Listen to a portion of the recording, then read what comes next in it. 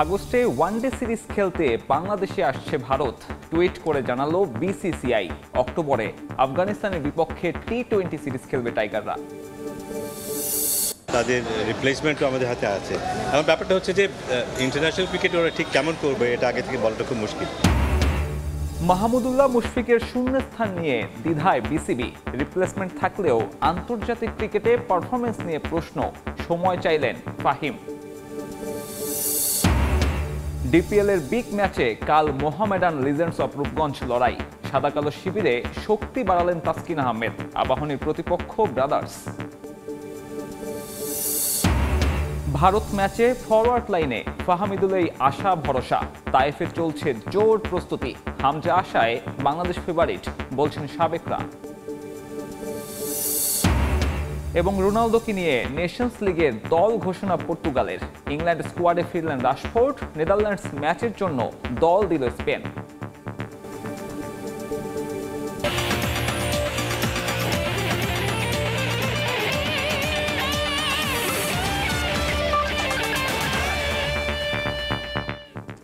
চলতি বছর আরও ব্যস্ততা বাড়ছে জাতীয় দলের। 2025 এফটিপির বাইরে পাকিস্তানের পর এবার টি-20 সিরিজ হচ্ছে আফগানিস্তানের বিপক্ষে। মূলত 2026 টি-20 বিশ্বকাপ ভাবনায় চলতি বছরের অক্টোবরে গেল বছরের স্থগিত হওয়া এই সিরিজ আয়োজন করতে একমত হয়েছে বিসিবি আর আফগানিস্তান ক্রিকেট বোর্ড। এদিকে আনুষ্ঠানিকভাবে বাংলাদেশ সফরের সময়সূচি ঘোষণা করেছে বিসিসিআই।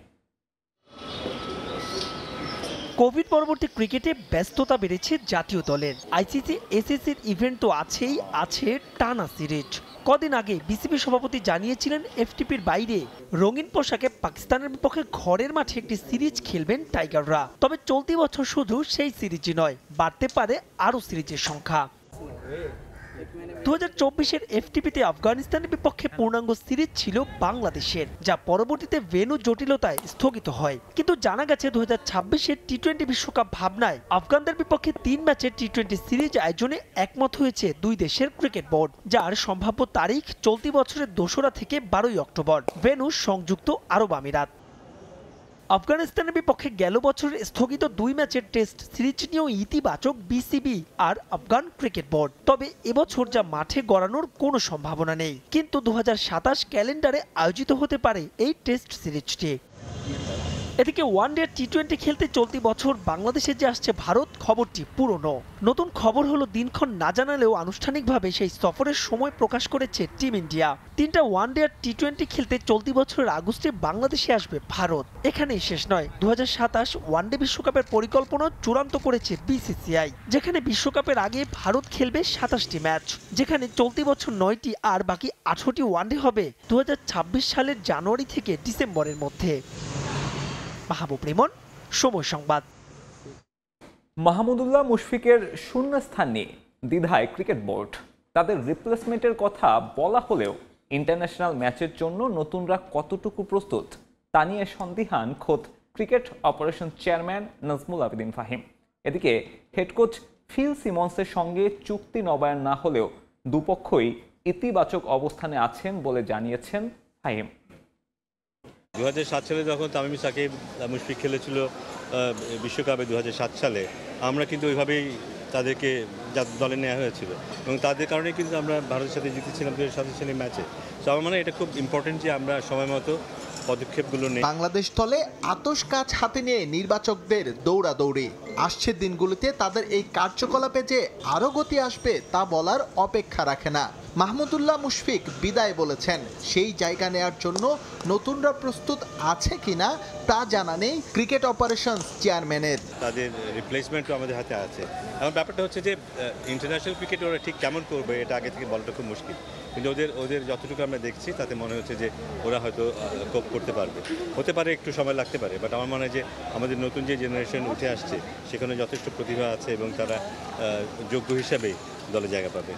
সূত্র বলছে সিনিয়র 2 ক্রিকেটারের শূন্যতা ঘোচাতে অন্তত 6 ক্রিকেটার প্রস্তুত আছে বোর্ডের। যদি তাই হয়ে থাকে তবে মাহমুদুল্লাহ মুশফিককে কেন চ্যাম্পিয়ন্স ট্রফিতে আস্থা খুঁজেছিলেন নির্বাচকরা, এমন প্রশ্নে আবারও বিসিবির সেই পুরনো থিওরি। যারা নতুন, যারা তরুণ, তাদেরকে সুযোগ দেই, তাদের মধ্যে সেই বিশ্বাসটাকে আমরা যেন এস্টাবলিশ করতে পারি যে হ্যাঁ তারা যোগ্য।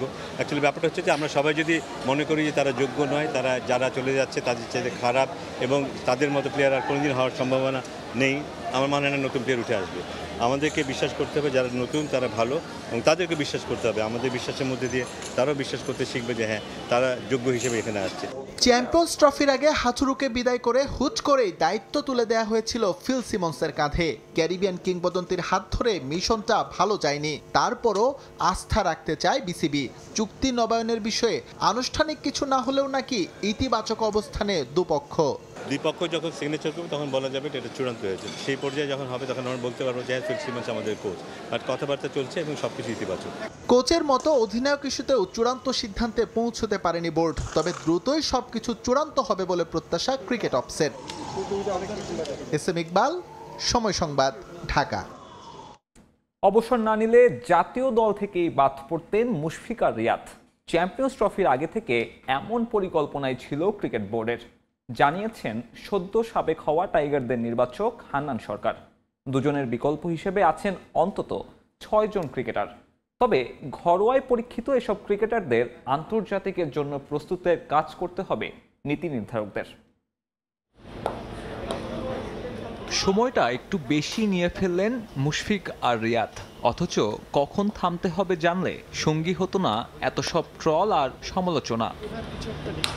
সিনিয়রদের ওই জায়গা না ছাড়ার মানসিকতা যেমন ভোগায় নতুনদের, তেমনি মাথা ব্যথার কারণ নীতি নির্ধারকদের। চ্যাম্পিয়ন্স ট্রফি শেষে অবসর ঘোষণা না দিলে ক্রিকেট বোর্ডই বাদের তালিকায় ফেলতো রিয়াদ মুশফিকদের। চ্যাম্পিয়ন্স ট্রফির পরে কিন্তু বাংলাদেশ ক্রিকেটে একটা নতুন মাত্রা যোগ হবে, যেটা হলো 27-এর ওয়ার্ল্ড কাপ নিয়ে আগানো।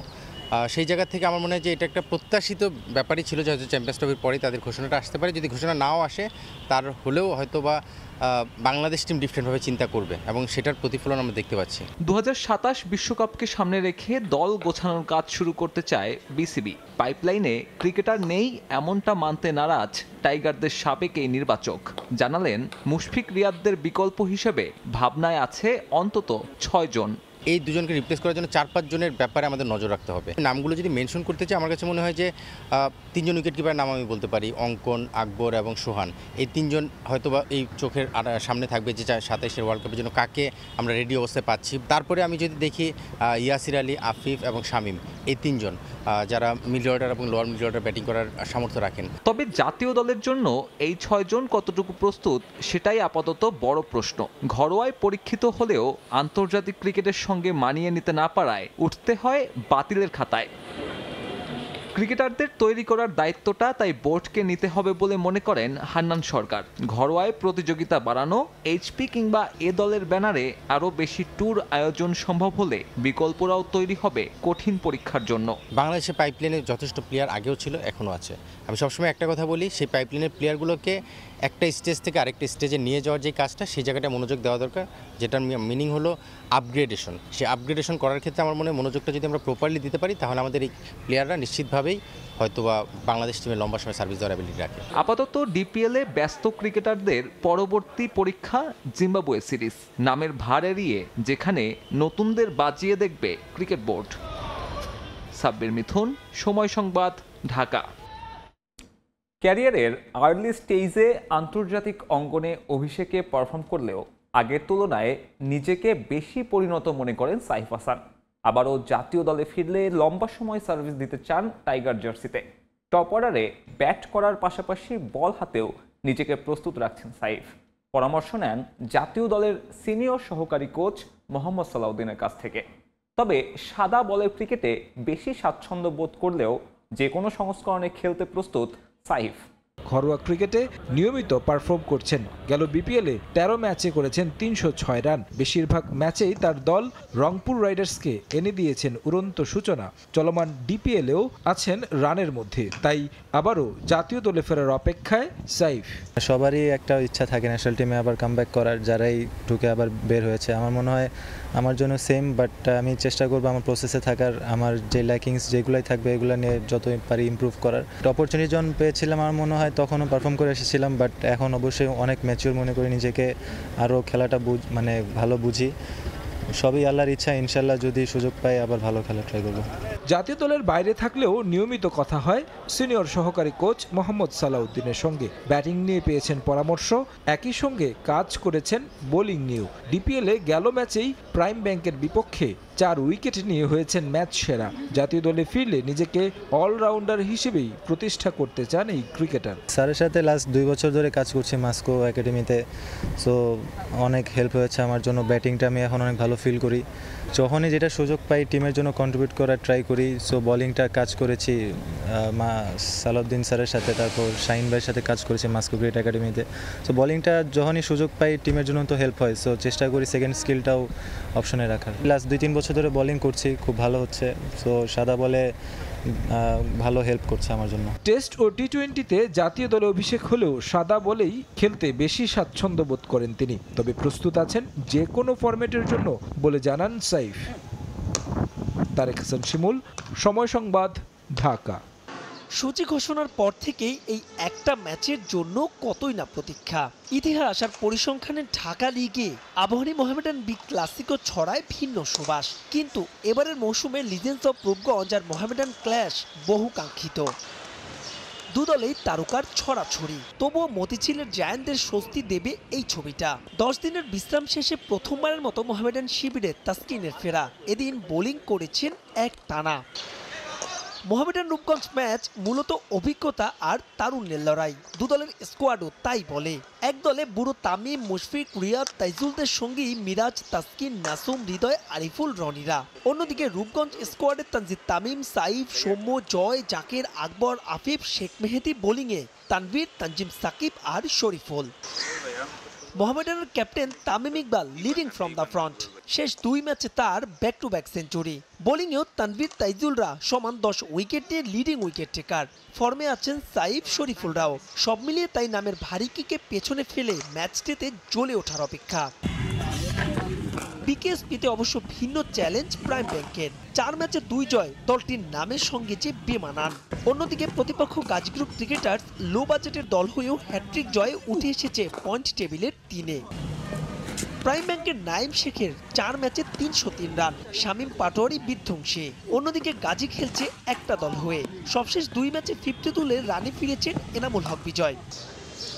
বিকেএসপির 3 নম্বর মাঠে ব্রাদার্স আর আবাহনীর লড়াইটা হতে পারে এক পেশে। তবে সেখানে আকাশী নীলদের জন্য অস্বস্তি হতে পারেন ব্রাদার্সের মিজানুর। ইনজুরি কাটিয়ে আবারও এই ম্যাচে ফিরছেন তিনি। 3 ম্যাচে মিজান করেছেন 218 রান। তারপরেও ডিফেন্ডিং চ্যাম্পিয়নদের লক্ষ্য ভিন্ন। আমাদের ফোকাসটা থাকে হচ্ছিল অলওয়েজ পারফরমেন্সের উপর। আমাদের প্ল্যান থাকবে হচ্ছিল যে পারফরমেন্স কীভাবে করব, আরও বিল্ড আপ করবো। সব টিমই ভালো করতেছে এবার, সো কাউকে ছোট করে দেখার ওয়ে নেই। সো সব ম্যাচে বড় ম্যাচগুলো বা যেমনই প্ল্যানিং থাকে আমাদের ওরকমই থাকবে। চলতি ডিপিএল এ 4 ম্যাচে মোটে 1 জয় ব্রাদার্সের, আর সমান ম্যাচে 3 জয় আবাহনী আছে পয়েন্ট টেবিলের 2 নম্বরে। মাহবুব রিমন, সময় সংবাদ, ঢাকা। ওয়ানডে ইতিহাসের সর্বকালের সেরা অধিনায়ক হবেন রোহিত শর্মা। সাম্প্রতিক ফর্মে হিটম্যানের উচিত খেলা চালিয়ে যাওয়া। মাত্র 9 মাসের ব্যবধানে দলকে 2টি আইসিসি শিরোপা জেতানোয় ভারত দলকে রোহিতের আরও অনেক কিছু দেয়ার আছে বলে মন্তব্য করেছেন সাবেক সাউথ আফ্রিকান কিংবদন্তি এবি ডিভিলিয়ার্স। শুধু অধিনায়ক হিসেবেই নয়, ব্যাটসম্যান রোহিতেরও ফর্মে মুগ্ধ সাবেক প্রোটিয়া ব্যাটার। চ্যাম্পিয়ন্স ট্রফি জয়ের রেশ এখনও কাটেনি ভারত ক্রিকেট দলের। মাত্র 9 মাসের ব্যবধানে 2টি আইসিসি ট্রফি জিতেছে টিম ইন্ডিয়া। যদিও এই 2 শিরোপা জয়ে আইসিসির কাছ থেকে সর্বোচ্চ সুবিধা পেয়েছে রোহিত কোহলিরা। 2024 টি-20 বিশ্বকাপ জয়, এরপর নিজেদের আধিপত্য বজায় রেখে চ্যাম্পিয়ন্স ট্রফির শিরোপা জয়, এই দুইই মিলেছে রোহিত শর্মার অধীনে। হিটম্যানের অধীনে ধারাবাহিকভাবে সাফল্যের ছোঁয়া পাচ্ছে মেন ইন ব্লু। শুধু দলের অধিনায়ক হিসেবেই নয়, নিজের পারফরমেন্সেও দুটি ছড়াচ্ছেন রোহিত। চ্যাম্পিয়ন্স ট্রফির ফাইনালে 76 রানের বিধ্বংসী এক ইনিংস খেলে দলের জয়ে রাখেন বড় অবদান। যদিও চ্যাম্পিয়ন্স ট্রফির পরেই ওয়ানডে থেকে অবসরে যাবেন হিটম্যান, এমন গুঞ্জন শোনা গেলেও আপাতত সে আলোচনায় পড়েছে একটা ফুল স্টপ। নিজেই পরিষ্কার করেছেন খেলা চালিয়ে যেতে চান আরও কিছুদিন। রোহিতের অবসর ইস্যুতে এবার বড়সড় এক মন্তব্য করেছেন সাউথ আফ্রিকার কিংবদন্তি এবি ডিভিলিয়ার্স। ইন্ডিয়ান ক্যাপ্টেনের সাম্প্রতিক ফর্ম বিবেচনায় এখনই তার অবসরে যাওয়া উচিত নয়। ওয়ানডেতে আরও কিছুদিন খেলা চালিয়ে যাওয়ার পাশাপাশি অধিনায়কত্ব করলে ওয়ানডের সর্বকালের সেরা অধিনায়কের একজন হবেন রোহিত, এমন মন্তব্যও করেছেন ডিভিলিয়ার্স। অন্যান্য অধিনায়কের সঙ্গে তুলনা করলে দেখা যায় তার জয়ের পার্সেন্টেজ অনেক বেশি। 74% ম্যাচে তিনি জয় পেয়েছেন, এটা আগের যে কোনো অধিনায়কের চেয়ে বেশি। এভাবে চলতে থাকলে সে নিজেকে সর্বকালের সেরা ওয়ানডে অধিনায়কদের একজন হিসেবে প্রতিষ্ঠিত করবে। শুধু অধিনায়ক হিসেবেই নয়, ব্যাটসম্যান হিসেবেও তার রেকর্ড দারুণ। চ্যাম্পিয়ন্স ট্রফির ফাইনালে সর্বোচ্চ চাপে থাকার পরও দলকে দারুণভাবে সামাল দিয়েছেন। রোহিত শর্মার অধিনায়কত্ব নিয়ে কথা বলেই থামেননি এবি ডিভিলিয়ার্স। তার ব্যাটিং ফর্ম নিয়েও ভূয়সী প্রশংসা করেছেন সাবেক এই সাউথ আফ্রিকান ব্যাটসম্যান। রোহিত শর্মার অবসর নেয়ার কোনো কারণ নেই। কোনো ধরনের সমালোচনায় কান না দিয়ে খেলাটা চালিয়ে যাওয়া উচিত। তার রেকর্ডগুলোই তার পক্ষে কথা বলে। খেলার ধরনও রোহিত কিছুটা বদলে ফেলেছে। ওপেনিং ব্যাটসম্যান হিসেবে আগে রোহিতের স্ট্রাইক রেট ভালো না হলেও বর্তমানে তার স্ট্রাইক রেট বেশ ভালো। রোহিতকে গ্রেট খেলোয়াড় হিসেবেও আখ্যা দিয়েছেন সাউথ আফ্রিকার কিংবদন্তি এবি ডিভিলিয়ার্স। তাজিন খন্দকার, সময় সংবাদ। নতুন মৌসুম মাঠে গড়ানোর আগেই ইনজুরিতে আইপিএল থেকে ছিটকে গেছেন অনেকেই। মায়াঙ্ক যাদব, জশ হ্যাজেলউডদের পুরো টুর্নামেন্টে পাওয়া নিয়ে আছে শঙ্কা। তবে বিপাকে পড়েছে লিগের অন্যতম সফল দল মুম্বাই ইন্ডিয়ান্স। পুরো মৌসুমের জন্য ছিটকে গেছেন লিজার্ড উইলিয়ামস আর আল্লাহ গাজনফার।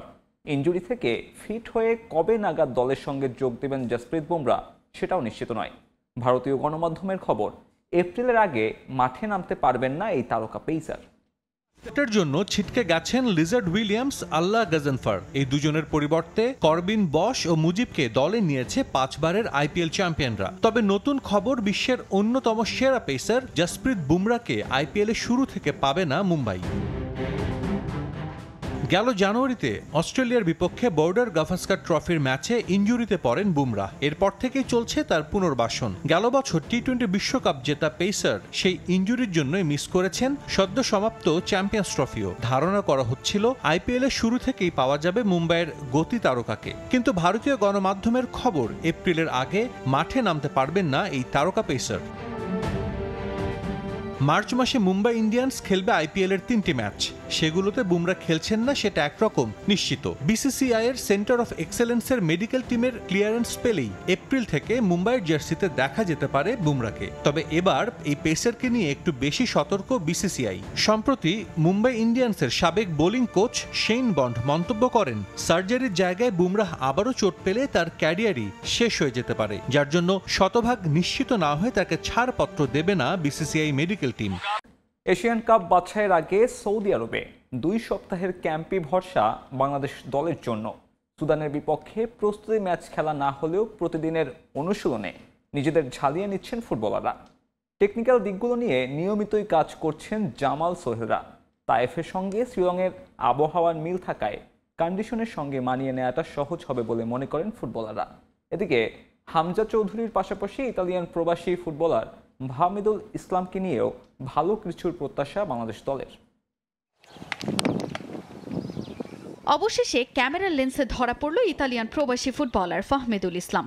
এশিয়ান কাপ বাছাইয়ে ভারতের বিপক্ষে ম্যাচে হামজার পাশাপাশি ফাহমিদুলকে ঘিরেও অনেক প্রত্যাশা দেশের ফুটবল প্রেমীদের। সৌদি আরবে বাংলাদেশ দলের ক্যাম্পে গেল সোমবার যোগ দিয়ে ইতিমধ্যে অনুশীলন করেছেন কয়েকদিন।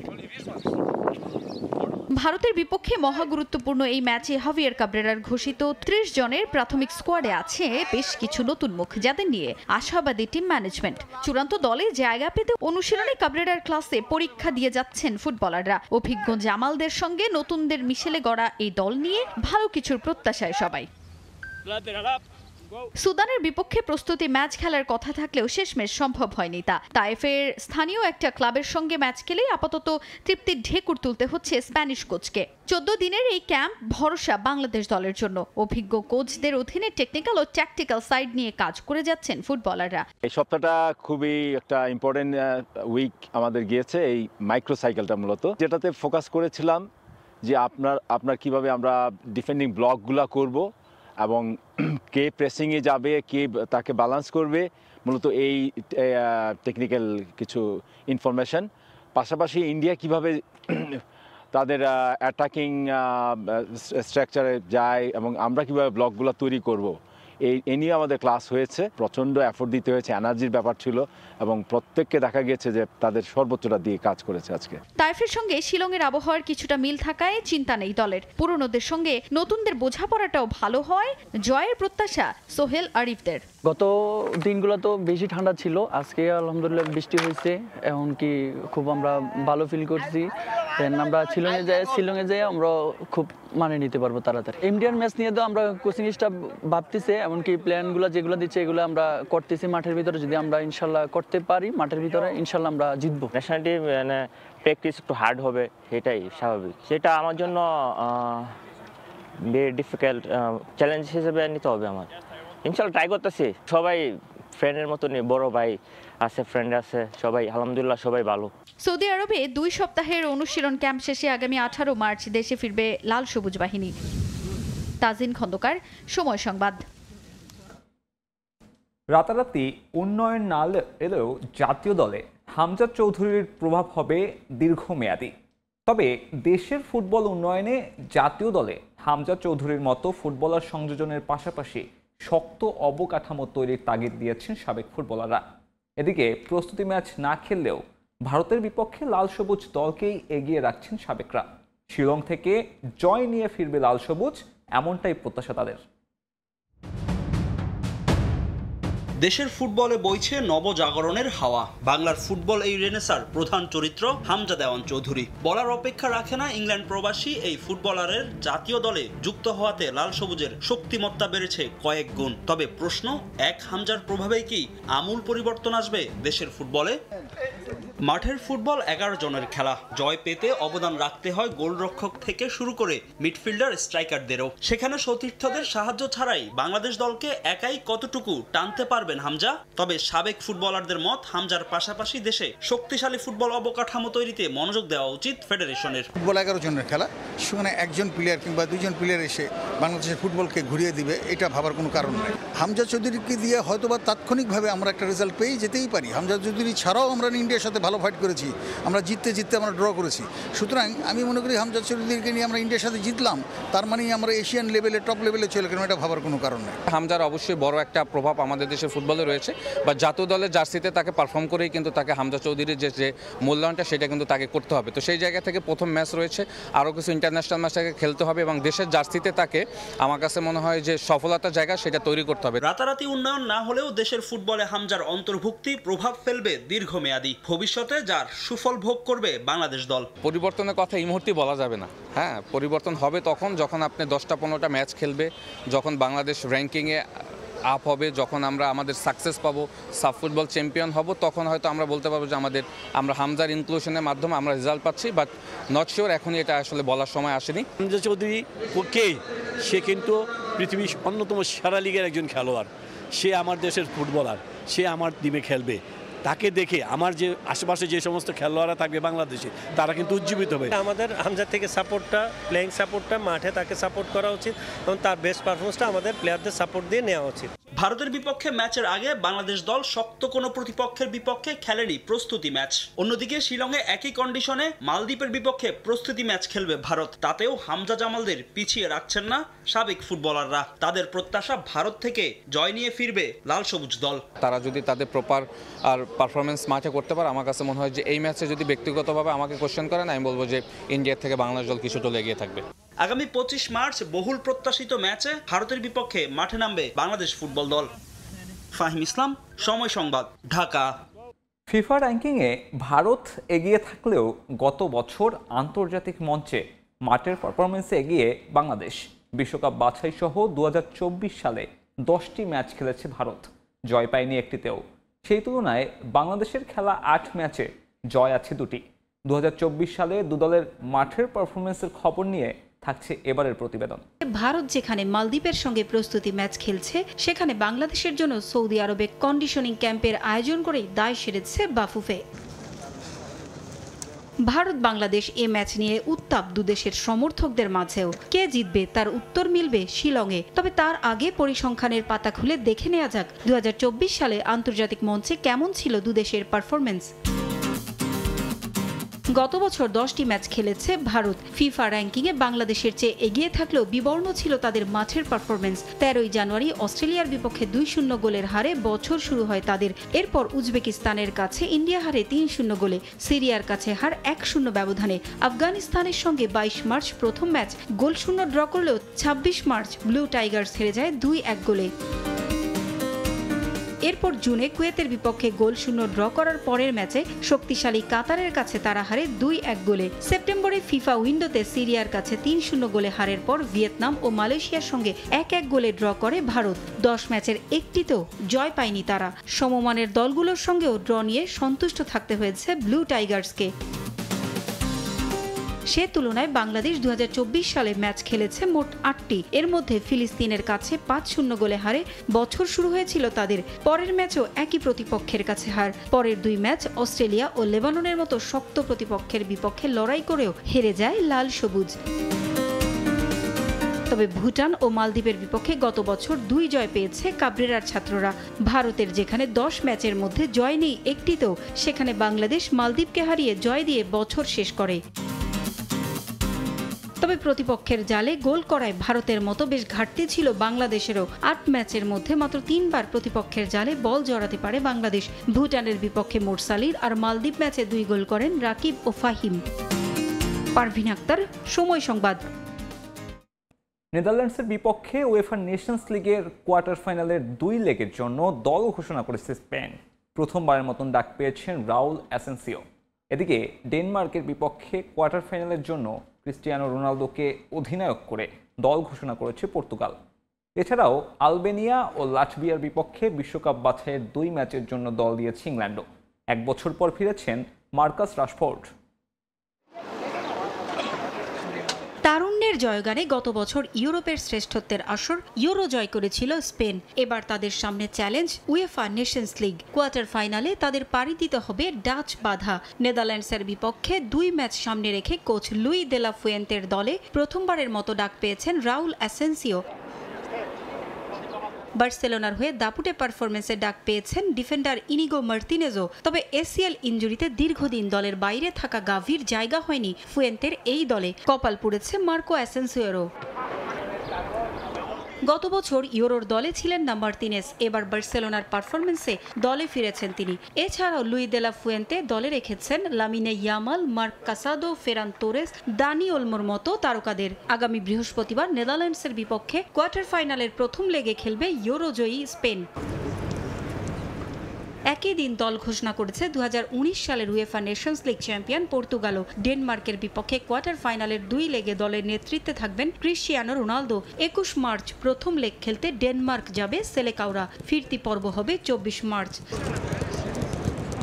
2024 সালের ইউরোর পর আবারও জাতীয় দলে ফিরেছেন ফরওয়ার্ড গনসালো রামোস। 1 বছর পর ফিরেছেন রাফায়েল গুইরেরো। এদিকে বিশ্বকাপ বাছাইয়ে আলবেনিয়া ও লাটভিয়ার বিপক্ষে 2 ম্যাচ সামনে রেখে দল দিয়েছেন কোচ থমাস টুখেল। ইউরোর ব্যর্থতার পর ইংল্যান্ডের দায়িত্ব ছাড়েন গ্যারেথ সাউথগেট। এরপর দলের হাল ধরেছেন টুখেল। এই 2 ম্যাচ দিয়ে শুরু হবে তার ইংল্যান্ডের কোচ হিসেবে নতুন অভিযান। প্রথমবারের মতো টুখেলের দলে ডাক পেয়েছেন নিউক্যাসল ইউনাইটেডের ডিফেন্ডার ড্যান বার্ন ও আর্সেনালের মাইলেস উসি স্কেলি। ইংল্যান্ডের হয়ে বয়সভিত্তিক কোনো পর্যায়ে খেলেনি বার্ন, তবে নিউক্যাসলে তার পারফরমেন্সে কপাল খুলে দিয়েছে। সেন্টার ডিফেন্ডার কিংবা লেফট ব্যাক হিসেবে খেলতে পারেন তিনি। কোচ পরিবর্তনের পর ভাগ্য ফিরেছে রাশফোর্ডেরও। 1 বছর পর ইংল্যান্ড দলে ফিরেছেন তিনি। পারভিন আক্তার, সময় সংবাদ। লা লিগার শীর্ষস্থান পুনরুদ্ধারের মিশনে ভিয়ারিয়ালের মুখোমুখি হবে Spanish giant Real Madrid. Match শুরু হবে রাত 11:30টায়। 1 ম্যাচ বেশি খেলে টেবিল টপার বার্সেলোনার সমান 57 পয়েন্ট নিয়ে টেবিলের দ্বিতীয় স্থানে আছে লস ব্লাঙ্কোস। এদিকে ইপিএলে ব্রাইটনের মুখোমুখি হবে ম্যান সিটি। এতিয়াদে ম্যাচ শুরু হবে বাংলাদেশ সময় রাত 9টায়। রোমাঞ্চকর জয়ে চ্যাম্পিয়ন্স লিগের কোয়ার্টার ফাইনাল নিশ্চিত করেছে রিয়াল মাদ্রিদ। মর্যাদার শিরোপার রেসে এবারও কার্লো আনচেলত্তির দলকেই এগিয়ে রাখছে সবাই। তবে চ্যাম্পিয়ন্স লিগের মঞ্চটা সহজ হলেও রিয়ালের বেশ ভালোই পরীক্ষা নিচ্ছে লা লিগার মঞ্চ। 27 ম্যাচে 57 পয়েন্ট নিয়ে লা লিগায় টেবিলের 2 নম্বরে রিয়াল মাদ্রিদ। তাদের চেয়ে 1 ম্যাচ কম খেলে সমান পয়েন্ট নিয়ে টেবিলে সবার উপরে বার্সেলোনা। লস ব্লাঙ্কোদের সামনে এবার এসেছে শীর্ষে যাওয়ার সুযোগ, প্রতিপক্ষ ভিয়ারিয়াল। পরিসংখ্যান বলছে প্রতিপক্ষ হিসেবে ভিয়ারিয়াল খুব একটা কঠিন নয়। দু দলের মোট 50 বারের দেখায় 27 ম্যাচই জয় পেয়েছে রিয়াল, 17 ম্যাচ হয়েছে ড্র। তবুও দুশ্চিন্তা আছে রিয়ালের। এদিন ম্যাচটা হবে ভিয়ারিয়ালের ঘরের মাঠে, যেখানে পরিসংখ্যানে এগিয়ে স্বাগতিকরা। রিয়ালের বিপক্ষে 6 জয়ের মধ্যে 4টি এসেছে এখান থেকে। এই মাঠে দু দলের সবশেষ ম্যাচ হয়েছে 4-4 গোলের ড্র। এছাড়া এবারের মৌসুমে বেশ ভালো ছন্দে আছে দ্য ইয়েলো সাবমেরিন। এখন পর্যন্ত 26 ম্যাচে 12 জয়ে 44 পয়েন্ট নিয়ে টেবিলের 5 নম্বরে আছে ভিয়ারিয়াল। এদিকে ব্রাইটনের বিপক্ষে প্রতিশোধ নেয়ার সুযোগ এসেছে ম্যানচেস্টার সিটির সামনে। এতিহাদে প্রিমিয়ার লিগের ম্যাচে মুখোমুখি হবে দু দল। যদিও এবারের মৌসুমে ভাগ্য খুব একটা সহায় হচ্ছে না ট্রেবল জয়ী দলটার। নিজেদের শেষ ম্যাচে নটিংহ্যাম ফরেস্টের বিপক্ষে হেরেছে পেপ গার্দিওলার শিষ্যরা। এছাড়া একাধিক সহজ প্রতিপক্ষের সঙ্গে পয়েন্ট খুইয়েছে সিটিজেন্স। রেকর্ডে অনেক এগিয়ে থাকলেও মৌসুমের প্রথম দেখায় এই ব্রাইটনই তাদের হারিয়েছে 2-1 ব্যবধানে। অথচ এখন পর্যন্ত মোট 25 বারের মুখোমুখিতে 17 ম্যাচে জয় পেয়েছে সিটি আর 5 বার জয়ের স্বাদ পেয়েছে ব্রাইটন। এতিহাদে রেকর্ডও কথা বলছে সিটির পক্ষে। ব্রাইটন এ মাঠে কখনোই হারাতে পারেনি ম্যানচেস্টার সিটিকে। তবে ইনজুরি নিয়ে দুশ্চিন্তা আছে পেপ গার্দিওলার। এ ম্যাচেও থাকছেন না নাথান আকে, স্টোনস, আকেনজি। তবে স্বস্তির খবরও আছে সিটি শিবিরে। ইনজুরি থেকে সেরে উঠেছেন কেভিন ডি ব্রুইনা ও মারমুশ। তামিম হোসেন, সময় সংবাদ। ক্রীড়া ব্যক্তিত্ব, সংগঠক ও ক্রীড়া সাংবাদিকদের নিয়ে ইফতার ও দোয়া মাহফিলের আয়োজন করেছে বাংলাদেশ স্পোর্টস জার্নালিস্ট অ্যাসোসিয়েশন। শুক্রবার রাজধানীর হ্যান্ডবল স্টেডিয়ামে এই ইফতার মাহফিল অনুষ্ঠিত হয়, যেখানে উপস্থিত ছিলেন দেশের ক্রীড়া সাংবাদিক, লেখক সহ এই অঙ্গনের সঙ্গে জড়িত ব্যক্তিবর্গরা। ছিলেন ক্রিকেট, ফুটবল, হকি সহ বিভিন্ন ডিসিপ্লিনের সাবেক ও বর্তমান খেলোয়াড়। ছিলেন সংগঠকরাও। অনুষ্ঠানে যোগ দেন বাংলাদেশ ক্রিকেট বোর্ডের সভাপতি ফারুক আহমেদ ও বোর্ড পরিচালক নাজমুল আবেদিন ফাহিম। এছাড়া সাবেক ক্রিকেট বোর্ড কর্মকর্তারাও ইফতার মাহফিলে অংশ নেন। ফুটবল থেকে ছিলেন বাফুফের সহ সভাপতি ফাহাদ করিম সহ অন্যান্য কর্মকর্তারা।